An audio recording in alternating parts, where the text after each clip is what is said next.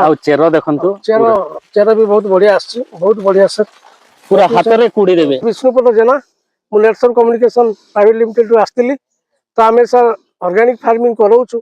तो विभिन्न अंचल करोचु 30टा जिले में करोचु आज आम आसलु बलांगीर डिस्ट्रिक्ट तो ये बंधु सहित आम भेटुचु कारण सी आम जैविक चाष करुँच तो सर आप ना सर सर नमस्कार मो ना सुधामय पटेल मु एटा बैगन चाष करछि सर नहीं सर मोर कहया कथा जे आप जो बैगन चाष करूछंती ए बैगन चाष कोन आप आज करूछंती ना बहुत वर्ष आगुर कले ना आगुरु 10 वर्ष हला करथुलु सर मझिरे छाडी देथिलु पुनी एटा 2 वर्ष हला सर मझिरे काहे के आप बैगन चाष तो करथले मझिरे काहे छाडले सर हम गाँ रे प्राय समस्ते बैगन चाष करथिले माने 50 एकड़ खंडे होतला किंतु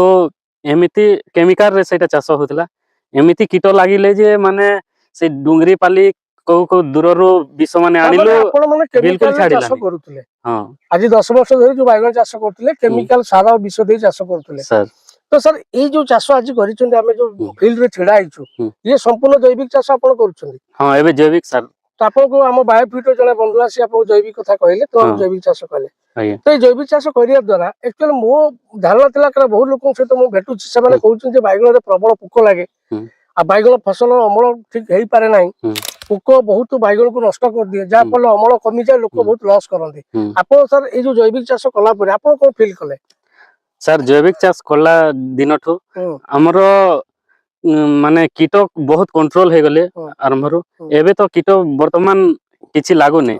सबले जैविक औषध पडुछि हम नेटसॉफ्ट कंपनी रो एटा स्टीम रिच तो सर एक्चुअली देखो आपन को जो ए जो 3टी बोतल सर देथिले ए जो 3टी बोतल देथिले एटा होछि कोन सर सेट सेट माने एटा माटी पे यूज एटा माटी पे यूज तो सर एटा को यूज करे केते बेले जेतेले सर आपन तो मु देखुछि जे ड्रिप इच्छा आइछि तो ड्रिप भी लागि छि तो आपन ड्रिप रे एटा को व्यवहार करथि हां ड्रिप रे 200 लीटर पानी रे 1 लीटर देखि हमें ड्रिप रे छाडी देथलो पहिला लगे हां लगे लाबेले अच्छा पर तापरे 3 मास रे आउ थरे दिया हला एमिति 3 मास रे थरे थरे दिया होछि दउछंती सर तापरे आपन ए जो हाथ रे धरछंती स्टीम रिच सर एटा केमति कोन व्यवहार करछन सर एटा 1 लीटर रे 3 ml माने 15 लीटर पानी रे 30 ml 1 लीटर रे 2 ml एते 5 ml दउछ एथिरे 5 ml देखि हमें एटा को अपन प्रत्येक माने 15 दिन अंतर स्प्रे अच्छा एटा स्प्रे करिया द्वारा अपन बैगन रे कोन डेवलप होछ बैगन रो नुआ फूल फूल आसुची फूल झड़ू नाही बैगन रो शाइनिंग आसुची मार्केट को गले हम बैगन आगरे पूरा बिक्री होछ आ खाइबा पई पूरा बहुत टेस्ट स्वादिष्ट होछ पार्टी को बहुत स्वादिष्ट लगछि सर तो सर ये जो जैविक चाष द्वारा जो आप जो बैगन चाष करूछंती जैविक प्रोडक्ट द्वारा एथिरा आप लाभ निश्चित भाबरे पाइछ हां लाभ तो बहुत होछि तापरे आ गुटे कथा सर हम माटी जो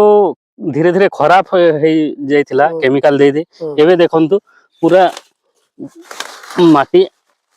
पूरा गुंड अरे अरे बहुत बढ़िया जिंस देखले सर ये देखंतु आज्ञा ये जो सेट पकिया द्वारा माटी देखंतु केते सॉफ्ट हेछि आ माटी रे मध्ये जिया मध्ये आ चेरो देखंतु चेर भी बहुत बढ़िया सर पूरा हाथ रे कुड़ी देबे एमिति हाथ ठीक ठीक ठीक ठीक ठीक ओके सर मोर कहया कथा माटी पूरा आपण जो ये जो जैविक चाष जो करूछंती अच्छा ये जे बैगन गछ ये तो ऑलरेडी मते लागिलानी एटा केते तो तुलनी सर केते मास होई गलानी एटा 8 मास हे गलानी सर 8 मास हे गलानी देखंतु दोस्तों देखंतु ए जो बैगन केबे भी 8 मास पर्यंत गछ एबडी कंडीशन रे रुएनी 8 मास पर गछ ऊपर बाहर माने सब फिनिश कर दिया जाए किंतु एटा अपन जैविक करिया द्वारा 8 मास तोड़ला परे भी आउ केते मास तोड़े बोली भाउछन सर एटा तो आउ 2-3 मास जीवो पुनी एठु काटी दे कि एटा पूरा आहोरे वर्षे अच्छा प्रूनिंग करे आहोरे वर्षे अरे वाह ये तो बहुत बढ़िया एटा फल केबे सरीबनी सर हम ए स्टीम रिच बाय 99 सेट प्रयोग होतबो एमति बैगन तो बहुत बढ़िया सर अपन को हम ए जो बाइट्स नेलु जो एटा खुशी लागिला हमकु जे हम जैविक प्रोडक्ट द्वारा चासी मानकर बेनिफिट करिया सहित तांकर क्रॉप को बहुत दिन पर्यंत आम क्रॉप रखी पारुछु एवं माटी को तार पूर्व अवस्था को फेरे नहीं पारुछु माटीर उर्वरता बढ़ाई पारुछु एवं ये जैविक चाष करिया द्वारा आम किसान मान को डेवलप करें पारिबो तो मोर किसान मान प्रति यह कहयार अच्छी तो देखो ये जड़े बंधु भाई जब आप समस्ते जैविक को आपणेबे ताहले आपनकर फसल अमल सहित आपण